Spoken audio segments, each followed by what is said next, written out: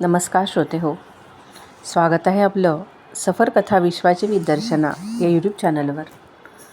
आपण आहोत नर्मदा परिक्रमेच्या सफरीवर.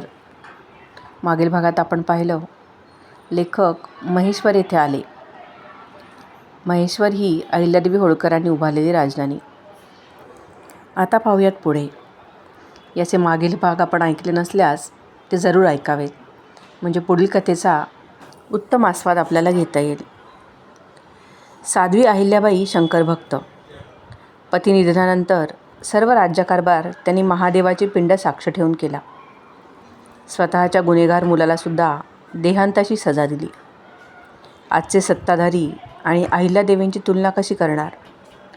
अहिल्यादेवींनी भारतातल्या सर्व धार्मिक स्थळी मंदिरे बांधली, नद्यांवर घाट बांधले, जुन्या मंदिरांचा जीर्णोद्धार केला. सत्तेचे, संपत्तीचे आपण फक्त विश्वस्त आहोत असे सत्व राखून कारभार केला. म्हणून त्यांना देवी अहिल्याबाई म्हणतात. इथे मात्र झुकलाच पाहिजे. महेश्वराला गुजरातचे प्रख्यात डोंगरे महाराज यांनी श्री विठ्ठल मंदिर बांधले आहे. तिथे परिक्रमावासियांसाठी भोजनाची व्यवस्था आहे. उंचावर मंदिर आहे. वातावरण प्रसन्न. पांडुरंगाचे दर्शन महाराष्ट्र सोडल्यापासून प्रथमच झाले. मन अबीर गुलालाने न्हाऊन निघाले. ज्ञानोबा तुकोबांची अमृतमय वाणी कानात घुमू लागली. इंद्रायणी नर्मदा माईची भेट झाल्याचा आनंद झाला. इथे घाटावर जाण्याच्या आधी एक बिहारी लालचे मंदिर आहे. त्या मंदिराच्या शर्मांशी मैत्र जुळले. 2 दिवस त्यांनी प्रेमाने ठेवून घेतले. इथे प्रशस्त घाटावर कपडे धुवून वाळत टाकले होते. घोळक्याने आजूबाजूला विदेशी तरुण टुरिस्ट मुली फिरत होत्या. 4-5 तरुण पोरे टिंगल करत त्यांची छेड काढीत होते. त्यातील एक तरुणी माझ्याकडे आली आणि सांगू लागली, स्वामी तुम्ही लक्ष घाला, नाहीतर प्रॉब्लेम होईल. मी तिला सांगितले, काळजी करू नकोस बघू. छेड काढणारी पोरे बघत होती. त्यांना मी इंग्रजी बोललेलो ऐकून नवल वाटले. पण माझे पांढरी दाढी, केस, हाडे दिसणारी छाती बघून हा म्हातारा काय करणार असे साहजिकच वाटले. ती पोरे माझीही टिंगल करू लागली. मी शांतपणे माझा घेत होतो. इतक्यात एका पोराने विदेशी मुलीला हात लावला आणि ती मुलगी माझ्याकडे मदतीच्या अपेक्षेने पाहू लागली. आणि अचानक नर्मदे हर म्हणत मी पाय आणि हात चालवला. एक पोरगे इकडे, दुसरे तिकडे फेकले गेले. ते उठायच्या आत बाकीचे कुल्याला पाय लावून पळून गेले. विदेशी मुली जवळ आल्या, थँक्यू म्हणाल्या. कधीतरी सराव केलेला कुंगफूचा असा उपयोग झाला. या सगळ्या इटलीमधून आलेल्या मुली होत्या. हल्ली ओंकारेश्वर, ग्वारीघाट, अमरकंटक, नेमावर, हंडिया, महेश्वर, मंडलेश्वर, मांडू वगैरे ठिकाणी परदेशातून टुरिस्ट खूप येतात. पण महत्त्वाचे म्हणजे हे अगदी हाल सोसून हिंडतात. सायकली भाड्याने घेऊन बाजूचा अभ्यास करतात, नोंदी घेतात. त्यांना औत्सुक्य आहे, आस्था आहे. त्यांना मदत करायच्या ऐवजी पोलीस, हॉटेलवाले, भोंदू, भगवे कपडे घातलेले तथाकथित साधू, गुरु त्यांना फक्त लुटण्याचे काम करीत असतात. पैसा मागत त्यांच्या मागे फिरायचे. गोरे आहेत म्हणून त्यांच्याशी लाचारी दाखवायची आणि जमले तर दमदाटी करायची, वस्तू चोरायच्या. अर्थात ही आपली राष्ट्रीय ओळख आहे, त्याला इलाज नाही. खूप विदेशी लोक या भगवे वस्त्रधारी गुरूंना फसतात. त्यांच्या लक्षात त्या आल्यावरही दूर जातात. अध्यात्मात अवलिया या नावाखाली काहीही खपते, पण त्यामुळे त्याचा गैरफायदा घेतला जातो. याला कसा आळा घालता येईल याचा विचार व्हायला हवा. पण तो कोण करणार? प्रत्येकजण दुसऱ्यावर जबाबदारी टाकून मोकळे होणार, नाहीतर शून्य दृष्टी लावून बगध्यानात मग्न होणार. नर्मदा माईच काय ते करू जाणे. कारण अशा प्रसंगी नर्मदा किनारी अनेकांची अब्रू वाचली. चोरलेले सामान परत मिळाले, रक्षण झाले. तरी आपली म्हणून काही जबाबदारी आहे की नाही? मंडलेश्वर अशा चक्रातच गाठले. इथेही छान घाट आहेत. श्री गोंदवलेकर महाराजांच्या अनुभूती व अंतःप्रेरणेने भरूचा नावाच्या पारशी गृहस्थाने बांधलेले भव्य राम मंदिर आहे. मोडक कुटुंब व्यवस्था बघते, पण परिक्रमावासियांसाठी काही सोय नाही. मात्र घाटावर जाण्याआधी कोपऱ्यावर छोटी धर्मशाळा आहे. घाटाच्या दुसऱ्या बाजूला श्री वासुदेवानंद सरस्वतींची समाधी लावून बसण्याची शांत जागा आहे. बाजूला शिवमंदिर आहे. छोटीशी बाग आहे. मोठी पवित्र जागा आहे. इथेही स्वामी महाराजांनी चतुर्मास केला होता. याच्यासमोर श्री वासुदेवानंद सरस्वतींची तेजस्वी मूर्ती आहे. दत्त मंदिर आहे. इथे परिक्रमेच्या लोकांसाठी सदावर्त, जेवण बनवण्यासाठी भांडी मिळवण्याची सोय आहे. श्री फडके नावाचे सज्जन सकाळ संध्याकाळ पूजा करतात. स्वामींची नित्यपाठातली पदे तन्मयतेने म्हणतात. इथे 2 दिवस राहिलो. त्यांनी स्वयंपाक करून जेवायला वाढले. प्रेमाने चहाची व्यवस्था केली. इथेही मराठी मंडळी खूप आहेत. इथे एक गंमतच झाली. मंदिरासाठी देणगी देणाऱ्यांची नावे पाहिली. त्यात मी, माझा भाऊ, आई यांची नावे बघून आश्चर्य वाटले. चौकशी केल्यावर समजले हे सगळे इंदोरचे कुंटे कुटुंब आहे आणि त्यातील डॉक्टर अरविंद कुंटे यांनी लेनिनच्या स्मृतिप्रित्यर्थ देणगी दिली आहे. धर्म हे अफूची गोळी मांडणारा कम्युनिस्ट नेता कुठे आणि संन्यास धर्माचे काटेकोर आचरण करणारे श्री वासुदेवानंद सरस्वती कुठे? तो लेनिनही आश्चर्यचकित झाला असेल. क्रांती चिरायू हो. नर्मदेला अनेक नद्या येऊन मिळतात. त्या प्रत्येक संगमाच्या जागी मस्तपणे अंगावरच्या कपड्यांनीशी मी डुबकी मारायचो. मात्र नर्मदेचा प्रवाह चुकूनही ओलांडायला जाऊ नये अशी काळजी घ्यावी लागे. त्यानंतर नान नदी संगम, मालन नदी संगम, पितामाली संगम, दरुकेश्वर जवळ खुलार नदी संगम असे अनेक छोटे मोठे संगम लागतात. नर्मदा त्या नद्यांना आपल्यात सामावून घेऊन चालत असते. बडवाह ओलांडून खेडीघाटला आलो. इथेही श्री वासुदेवानंद सरस्वतींनी चतुर्मास केला होता. एक छोटेसे दत्त मंदिर आहे. याचीही व्यवस्था मराठी कुटुंबाकडेच आहे. इथे आता एक श्रीराम मंदिर उभारले गेले आहे. श्री गोंदवलेकर महाराजांचे भक्त श्री इनामदार म्हणून आहेत. त्यांनी बांधले आहे. तिथेच ब्रह्मचैतन्येश्वर नावाचे शिवमंदिर आहे. तिथे 1 दिवस थांबलो. पण इथे त्या महाराजांनी एका खोलीत स्वतःचेच 5 फोटो वगैरे लावून पादुका ठेवून स्थान निर्माण केले आहे. ते तरुण आहेत. त्यांनीही 3दा परिक्रमा केली आहे. पण स्वतःच्या पादुका फोटो वगैरेमुळे ते सर्व खटकते. वाद नको म्हणून तिथून सटकलो. कारण सर्व कारभार त्यांच्या मर्जीप्रमाणे चालणार. परिक्रमावासी किंवा संन्यासी वगैरे लोक दुसऱ्याच्या तंत्राने का वागतील? तिथेच एक संन्यासी मला म्हणाला, अरे घरदार आपले सर्व त्याग करून बाहेर पडलो. तो काही यांची हुकूमत घालवून घेण्यासाठी? नर्मदे हर. तोही निघून गेला. दुसऱ्या आश्रमात किंवा धर्मशाळेत असे होत नाही. येणाऱ्यांना मान दिला जातो. हे महाराज सरळ म्हणाले. पुढे दगडू महाराजांच्या धर्मशाळेत सोय होईल. जा तिकडे. इकडे आलात कशाला? माझ्याशी कडकड झाली, पण गप्प बसलो. अन्नावर बसलो. अन्नाचा मान राखला आणि उठलो. त्याचे असे झाले. ताटावर बसल्यावर श्लोक झाला. उदरवर्ण नो हे जाणीजे यज्ञ कर्म असे म्हणाले. जगण्यासाठी जेवावं लागत नाही. करा सुरू.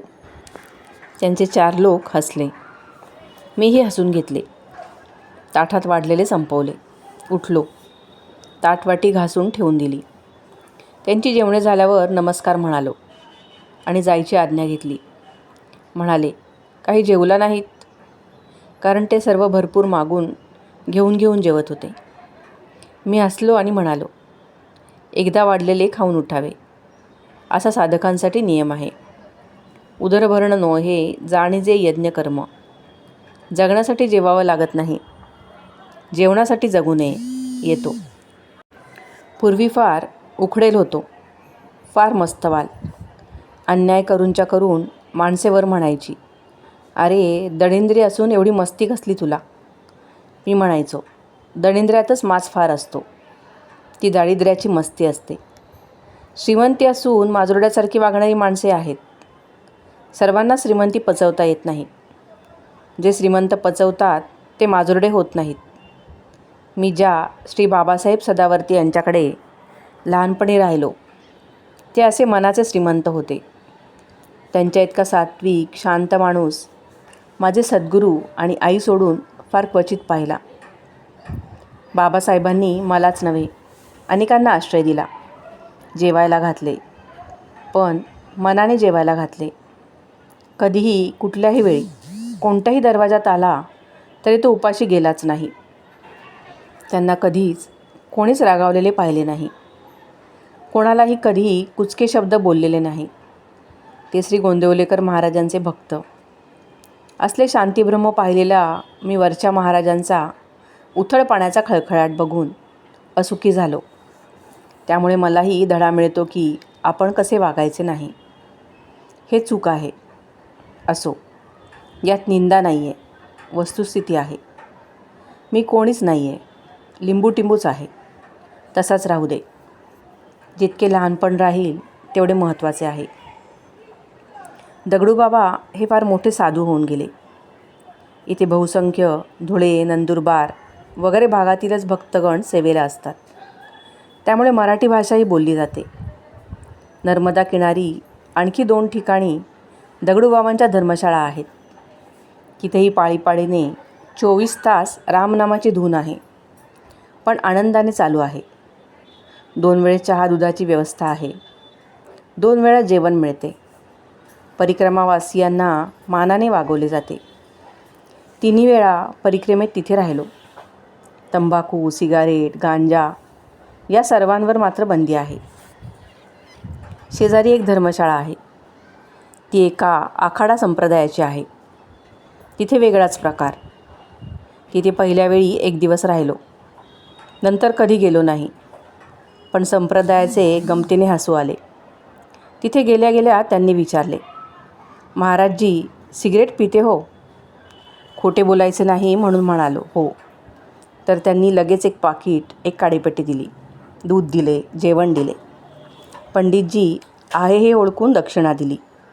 वर म्हणाले, अरे महाराजजी खूप रहो, भरपूर विश्रांती घ्या, जायची घाई करू नका. असे अनेक नमुने. पुढे चोरल नदी संगम, गंगा ही वेगळी, हिमालयातील नव्हे. संगम पार करून 24 अवतार या ठिकाणी आलो. इथे कावेरी नदी आहे. दक्षिणेतील कावेरी वेगळी. या 24 अवताराच्या शिवमंदिरासमोर नदीपलीकडे ओंकार मांदता म्हणजेच उंच ओंकारेश्वर डोंगर दिसतो. तिथूनच परिक्रमा चालू केलेली. त्याचीही विरुद्ध तटावरची बाजू. 24 अवतारला प्राचीन शिवमंदिर आहेच, पण जैनांचेही एक भव्य मंदिर आहे. इथे भस्म, रुद्राक्ष, माळा घातलेला एक विदेशी गोरा माणूस भेटला. जटा, दाढी वाढलेली, छान हिंदी बोलणारा. शिवमंदिरातील सकाळ संध्याकाळची पूजा आरती तोच करायचा. तिथल्या एका गांजेकसाने गांजा ओढण्याची त्याला दीक्षा दिलेली. सोबत योगशास्त्राच्या गप्पा. या पुस्तकात हे लिहिलं आहे, त्या पुस्तकात ते लिहिलं आहे. योगायोग असा की रात्री ध्यानाला बसलो होतो. डाव्या बाजूला कावेरी संथ वाहते. उंचावरचे ठिकाण, त्यामुळे गार वाऱ्याचा भरारा. 2-3 मोठी शेकोटी पेटवून गांजा ओढत बसलेले. विषय अर्थात योगसाधना. मी एकटा झाडाखाली उघडाबंब ध्यानात बसलेलो. मधूनच भस्त्रिका चाललेली. मध्ये कुंभक, प्राणायाम होतोय. केव्हा तरी ओंकाराचा दीर्घ स्वर वातावरण भेदून गेला. साधनेची गंमत ही आहे की कुंडलिनी शक्ती तिला जसे हवे तशी खेळते. तशा क्रिया होतात. आपण फक्त डोळे मिटून बसलेलो असतो. ध्यानमग्न असलो तरी आतमध्ये एक सूक्ष्म जाणीव असते. त्या ओंकाराच्या दीर्घ स्वरामुळे माझ्याकडे त्यांचं लक्ष वेधले गेले. ते माझ्याजवळ कुतूहलाने बघत उभे राहिले. एकाने माझ्या पायावर डोके ठेवून नमस्कार केला. अरे महाराजजी कृपा करियो, कृपा करियो. डोळे उघडले. तो हे सर्वजण समोर उभे. बोलता बोलता समजले की ते सर्व गरम गोधडी अंगावर घेऊन शेकोटी पेटवून अंग शेकत गांजा ओढीत बसलेले. तरी थंडी वाऱ्याने बेजार. आणि मी मस्त झाडाखाली उघडा बंब बसलो आहे, साधना करतो आहे. याचे त्यांना आश्चर्य वाटले. ओंकाराच्या दीर्घस्वराचे ते विलक्षण कुतूहल. म्हणाले, महाराज, ये चीज़ कहाँ से पाई? ये कैसा योग है, हमें बताओ जी. पुस्तकात तर खूप वाचलेले, पण समजत नाही. आपल्याला हे कुठून मिळालं आहे?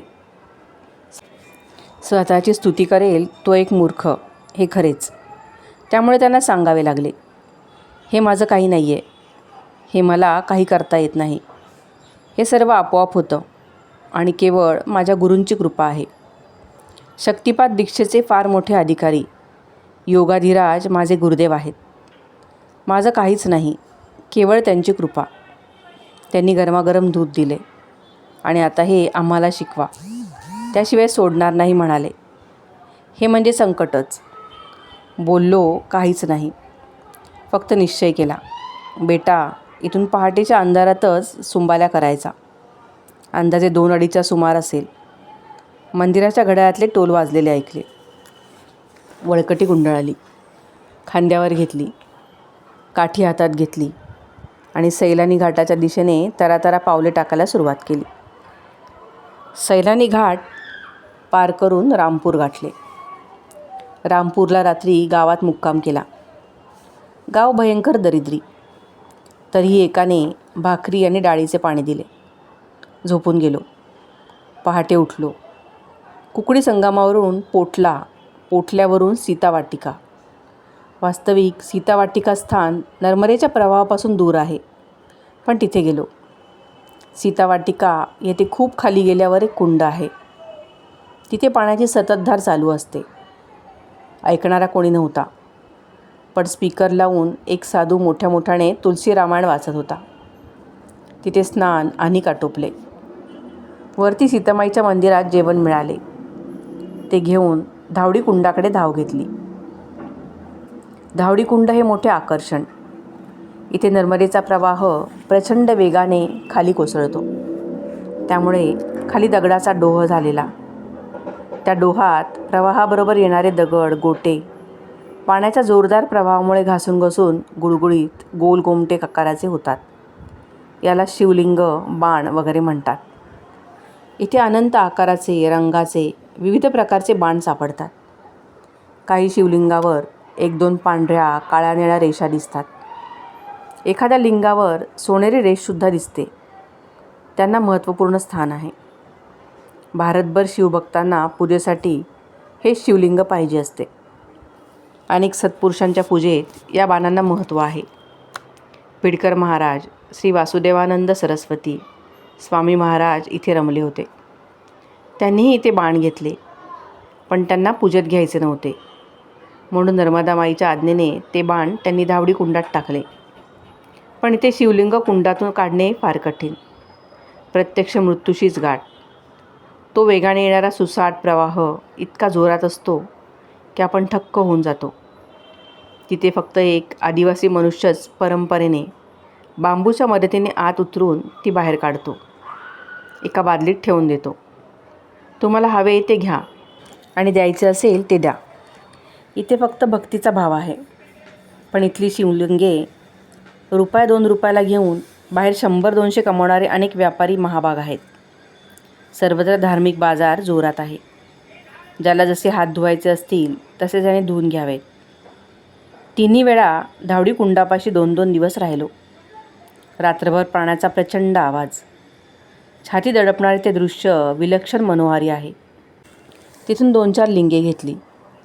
पुण्याला आल्यावर ज्यांनी मागितली त्यांना देऊन टाकली.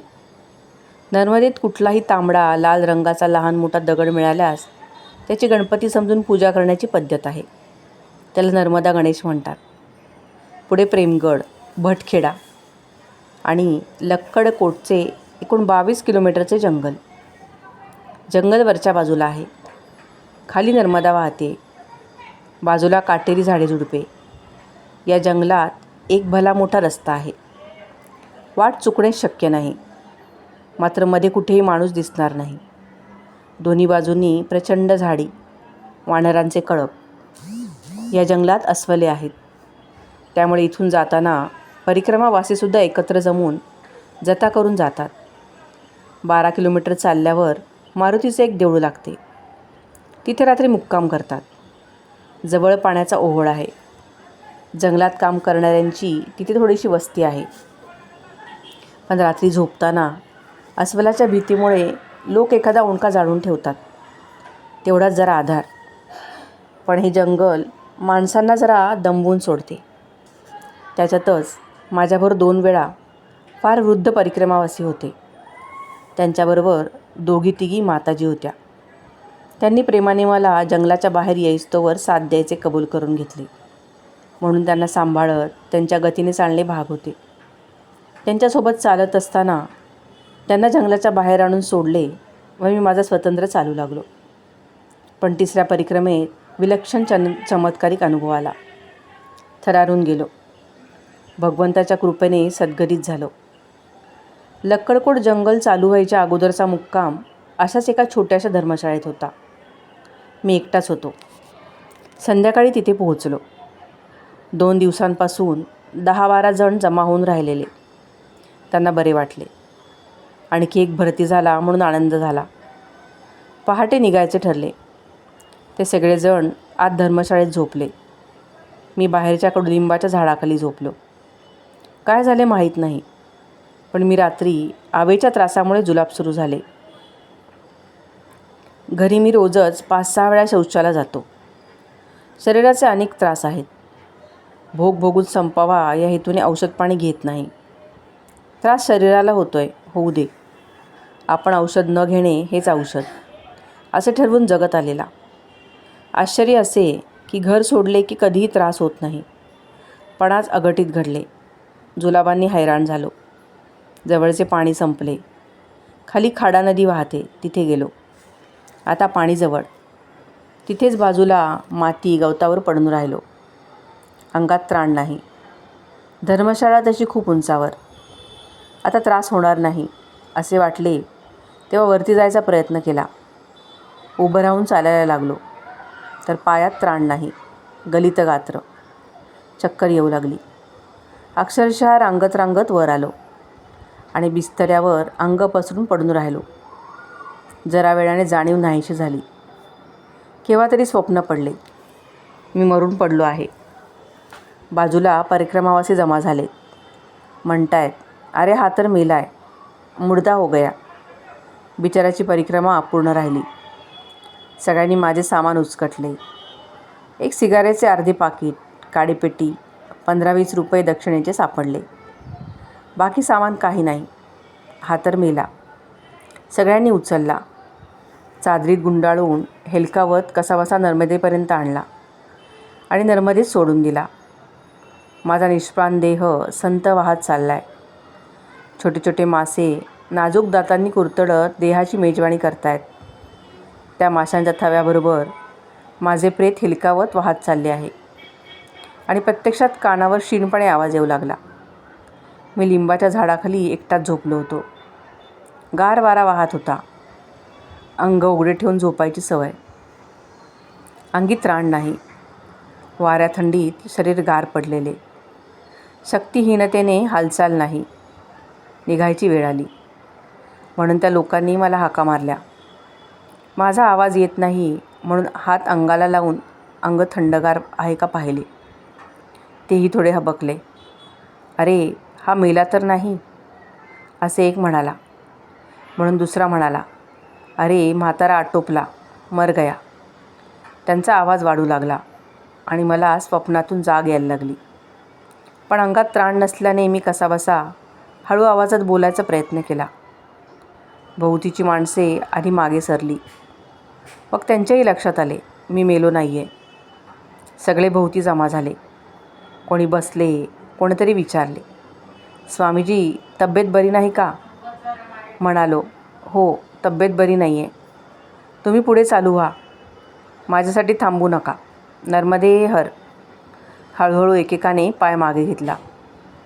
जरा वेळाने सगळेजण मिळून नर्मदे हर म्हणाले आणि चालू लागले. एक दोघे म्हणाले सुद्धा, पुढे मारुती मंदिर आहे असं ऐकलं आहे, तेव्हा तिथे भेटूया. होय म्हणालो. पडून राहिलो. अंदाजे 6-6:30 झाले असतील. हातापायाची हाडे गोळा केली. उठून बसलो. धर्मशाळेत वस्तीला कोणीच नव्हते, पण पाण्याचा माठ होता. त्यातून प्लास्टिकची बाटली भरून पाणी घेतले. वळकटी बांधली. पाठीवर घेऊन चालू लागलो. त्राण नव्हते, पण सहज आठवले. आज शनिवार. मारुतीरायाचं नाव घेत घेत चालत होतो. अशक्तपणा फार होता. चक्कर येत होती. माझे घोड्याचे पाय आज कुठे गेले? पायाच्या जागी पोकळ बांबू आहेत असे वाटू लागले. उभे राहणे अशक्य झाले. आपोआपच एखाद्या झाडाच्या बुंद्याशी बसू लागलो. पुन्हा उठणे मात्र अशक्य व्हायचे. पायाची हाडे काटकीसारखी फटकन तुटतील असे वाटू लागले. मग ठरवले, आता बसायचे नाही. झाडाला टेकून उभे राहायचे. हातातली काठी पकड ढिली होऊन गळून पडायची. काठी धरणे मुश्किल झाले. हाताचा पंजा, बोटे दुखू लागली. 2-3दा तर पाठीवरचे ओझे पेलता न आल्याने पडलो. या सगळ्या परिस्थितीत मी व्यवस्थित होतो. हसू येत होते. कोणा दुसऱ्याची ही अवस्था बघतोय अशी भावना होती. जोर यावा म्हणून सिगरेट ओढली. सिगरेट हे माझे औषध आहे. शोष पडत होता म्हणून पाणी प्यायचे. मग सिगारेट ओढायची. एक वेळ अशी आली की पाणीही संपलं, सिगारेटही संपली. सगळे तथाकथित आधार संपले. चालत होतोच. कधी देवाला साकडे घालत नाही. पण काय मनात आले चुकून बोलून गेलो. मारुतीराया, आता बास झालं. रस्त्यावर आणा, रस्त्यावर आणा. हा रस्ता म्हणजे लक्कटकोट जंगल जिथे संपते तिथून नेमावरला जाणारा डांबरी रस्ता. मोठा, रुंद, डांबरी, काळा कुळकुळीत. हा रस्ता यायला वास्तविक खूप अवकाश. 12 किलोमीटर चालल्यावर मारुती मंदिर येणार. तिथे मुक्काम करावा लागेल. मग सकाळी उठून 10 किलोमीटर चालून गेल्यावर तो डांबरी रस्ता येणार. अजून खूप चाल बाकी आहे. आणि मी म्हणतोय, मारुतीराया रस्त्यावर आणा. स्वतःचीच हसू आले. अंगात चालण्याचे त्राण नाही आणि मारुतीराया रस्त्यावर आणा. झोकांड्या खात चाललो असतानाच समोर पाण्याचे छोटेसे तळे दिसायला लागले. ही 3री परिक्रमा, त्यामुळे मार्गावरच्या खुणा खूपशा लक्षात राहिलेल्या. इथे कुठे तळे आले? थोड्याशा चढावर होतो. उतारायला लागलो. 10-1 मिनिटे चाललो असेल. समोर कुठे तळे? भास झाला. मनातच खात्री पटली की मार्ग अजून लक्षात आहे. तळे नव्हतेच. भास होऊ शकतो. पण 5 पावलांवर मात्र दचकलो. पुढचे पाऊल काळ्या डांबरी रस्त्यावरच. रस्त्याच्या बाजूचे पांढरे चौकोनी घडवलेले दगड. डाव्या बाजूला वळून जायचे तिथे पाटी, पामाखेडी. गेल्या 2ही वेळेच्या त्याच खुणा. पण आपण इथे असे लगेच आलोच कसे? रस्त्यावर येण्याचा दुसरा जवळचा रस्ता नाही. 12 किलोमीटर चाललो नाही. मारुतीचे मंदिर लागले नाही. पुढे आलेले परिक्रमावासी कुठे भेटले नाहीत. भांबावून गेलो. डोळ्यात पाणी आले. समोर एक ट्रक येऊन उभा राहिला. स्वामीजी, घ्या मारुतीचा प्रसाद. आज शनिवार आहे, घ्या प्रसाद. क्लिनरच्या सीटवरचा माणूस माझ्यापुढे हात करून म्हणाला. नारळाची अर्धी वाटी हातावर ठेवली. खडी साखरेची पुडी ठेवली. नर्मदे हर म्हणून पुढे गेला. चालत राहिलो. आता अशक्तपणा दूर पळाला. अंगात जोर आला. मारुतीरायाने काय चमत्कार केला ते समजले. कृतज्ञपणे हुंदके देत राहायला लागलो. ओठ थरथर कापत होते. दूरवरच्या कोपऱ्यावर चहाची टपरी दिसली. तिथे पोहोचलो. टपरीवाल्याने नर्मदे हर केले. पाणी दिले. तोंडावरून पाण्याचा हबका मारला. पाणी प्यालो. चांगला 2 कप चहा प्यालो. सिगारेट घेतली आणि टपरीवाल्याशी बोलायला लागलो. किती वाजले रे बाबा? विचारले तो. 9 वाजले. म्हटले, आज कोणी परिक्रमावाले गेले का इथून? नाही म्हणाला. पुन्हा रडू यायला लागले. तो म्हणाला, काय झालं स्वामी? का रडताय? बरं वाटत नाही का? विचार केला. जास्तीत जास्त 7 वाजता चालू लागलो असेल. ऊन आले होते. 7 ते 9 म्हणजे केवळ 2 तास. 2 तासात 22 किलोमीटर चालणे अशक्य. अशक्तपणामुळे एखादा किलोमीटर तरी चाललो असेन की नाही शंकाच. मारुतीचे देऊळ लागलेच नाही. 2 तासात रस्त्यावर येणे केवळ अशक्य. पण आलो हे सत्य होते. केवढा चमत्कार! श्री वासुदेवानंद सरस्वतींच्या चरित्रात असा चमत्कार काशीला जाताना घडला होता. माझा तेवढा अधिकार नाही, पण अनुभव मला फार येतात. त्यात मारुतीरायाच्या चमत्काराची ही एक भर. पामखेडीत मंदिरात थांबलो. जेवण केले. चालू लागलो. आता प्रकृती एकदम ठीक. तिथून किटी घाट, फतेहगड, दंतोनी संगम, बागडी संगम, तिथून नेमावर, नर्मदा माईचे नाभिस्थान. नेमावरला आधी 2 वेळा आलो होतो. तेव्हा विशेष काही घडले नाही. पहिल्या वेळी तर खाली नर्मदा स्नान करून घाटावरच भंडारा चालू होता. त्यात जेवून पुढे गेलो. दुसऱ्या वेळी श्री विश्वनाथजी ब्रह्मचारींच्या आश्रमात राहिलो 2 दिवस. हे विश्वनाथजी ब्रह्मचारी मोठे भगवत भक्त. भरदार दाढी, तीही छातीवर रुळणारी, शांत दृष्टी, समोरच्यालाही शांत करणारी नजर. त्यांचे मला दर्शन झाले नाही. मी गेलो त्याआधीच कित्येक वर्षे त्यांनी देह ठेवला. पण ते ज्या खोलीत राहत तिथे अजूनही आपल्याला त्यांच्या तपस्येच्या गंभीर गूढ आध्यात्मिक शक्तीच्या तेजपुंज भारलेल्या अस्तित्वाची जाणीव होते. त्यांच्या फोटोतील दर्शनाने सुद्धा मनाला शांती प्राप्त होते. त्यांचे आश्वासक आशीर्वाद मिळतात. माझ्या सद्गुरूंचे शक्तिपात दीक्षेचे महान योगीराज गुरु परमपूज्य श्री लोकनाथ स्वामी महाराजांचे इथे त्यांच्या आश्रमात त्यांच्याबरोबर 2 वर्ष वास्तव्य झाले. हा आश्रम खूप उंचीवर आहे. खूप. खाली नर्मदा शांत वाहते. सकाळ संध्याकाळ प्रसन्न वारा मनाला हळूवार करतो. खूप मोठा फरशी घातलेला ओटा. रात्री त्या फरशीवर पथारीपासून झोपण्याचे सुख वेगळेच. आश्रमाची व्यवस्था सध्या श्री घनश्यामजी गाडगीळ पाहतात.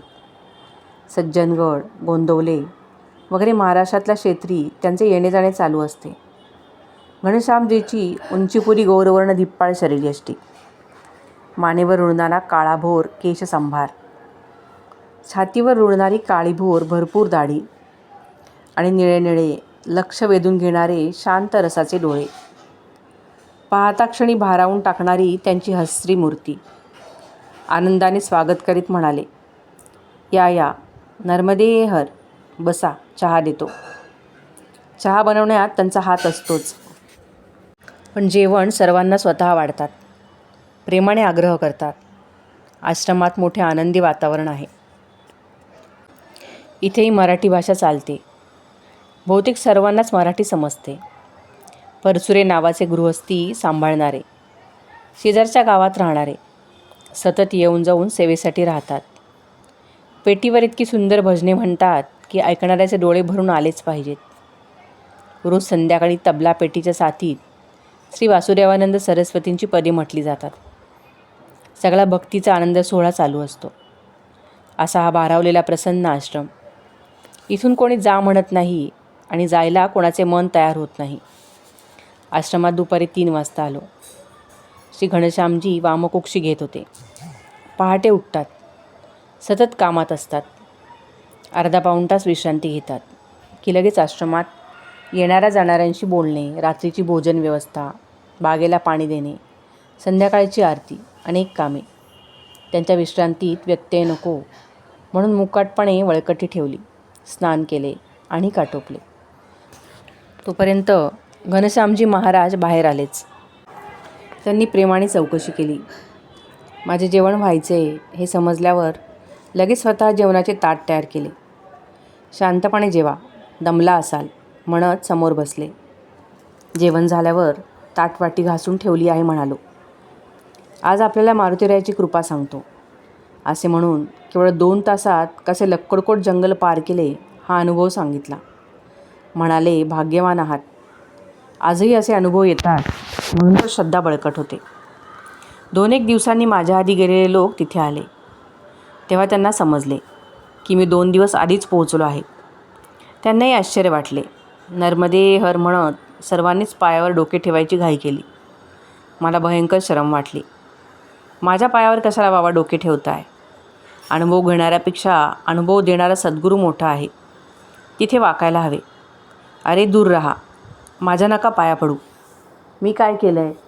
जा मारुतीरायाला नमस्कार करा. नर्मदा माईचा जय जयकार करा. आता श्री महाराजांना नमस्कार करा. उठा उठा. श्री घनश्यामजींना श्रीमती माई कुंटे यांचा नमस्कार पोहोचला. या माई कुंटे जबलपूरला असतात.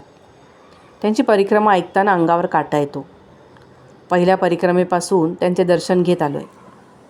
साक्षात नर्मदा माईचा या माई कुंटे यांच्याशी संवाद चालतो. श्रीधर स्वामींच्या या शिष्या. शूलपाणेश्वराच्या जंगलात त्यांचा थेट अश्वत्थामाशी संवाद झाला.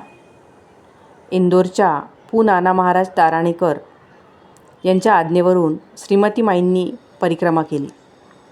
श्री नाना महाराजांनीही परिक्रमा केलीच होती. ते श्री वासुदेवानंद सरस्वतींचे शिष्य. 1993 साली त्यांनी देह ठेवला. श्री घनश्यामजींचा निरोप घेतला. त्यांनी प्रवासात खाण्यासाठी म्हणून थोडे सातूचे पीठ दिले. नेमावर सोडल्यावर जांबुवती संगम, गोणी संगम, ककेडी संगम करून श्री धुनीवाले दादाजींच्या आश्रमात शिपानेरला आलो. या धुनेवाले दादाजींनी परिक्रमा केल्या आहेत. निरनिराळ्या ठिकाणी आश्रम बांधले आहेत. आता कालानुरूप अनेक जुन्या धर्मशाळांची, मंदिरांची, आश्रमांची कीर्ती ओसरायला लागली आहे. पैसा कमी पडू लागला आहे. व्यवस्था ढासळली आहे. पण तरी अजूनही सोय होते. सत्पुरुषांच्या मागे सर्वत्रच हा अनुभव येतो. काळावर कोण विजय मिळवणार? श्रोते हो, आजच्या या अंगावर रोमांच फुलवणाऱ्या अनुभवांसोबतच इथेच थांबूयात. अजूनही असे अनेक अनुभव घेण्यासाठी भेटूयात पुढील भागात. कथा ऐकायला आवडत असतील तर नक्कीच तसे कमेंट करून सांगा. आपल्या कमेंटची मी वाट पाहते. तोपर्यंत धन्यवाद.